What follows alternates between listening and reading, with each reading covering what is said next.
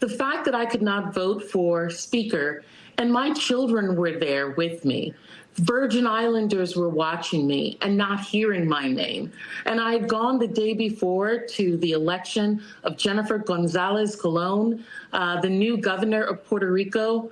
And to know that we are people who represent the largest block in per capita of veterans and still cannot vote for our commander-in-chief and do not have a vote for Speaker, I just couldn't sit silent. I was sitting there. I was sitting next to Jonathan Jackson, the son of Jesse Jackson.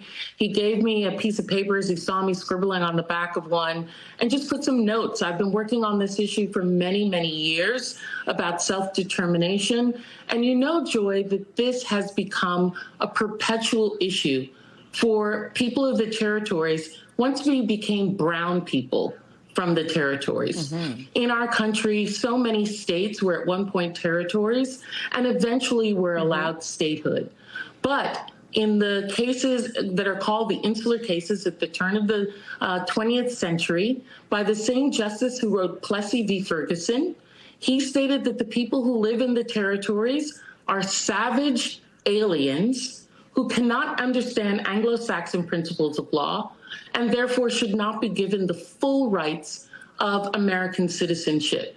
Now, mind you, we have signed ourselves up to be part of the draft.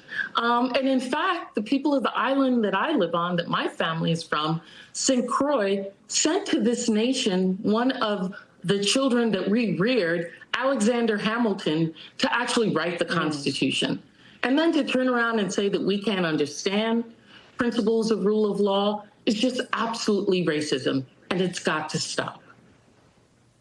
Yeah, I mean, we learned, I think a lot of people didn't understand. I mean, people from Puerto Rico get asked for their passports by sometimes TSA agents. They are not, but they can't vote for president unless they actually physically come to the mainland. I mean, it is absolute discrimination, and it is treating the territories as colonies. So I commend you for pointing it out. That there needs to be full enfranchisement.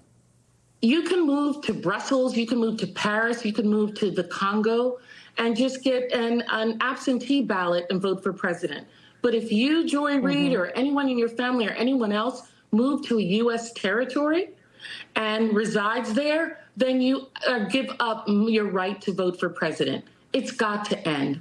And I want to thank Hakeem Jeffries.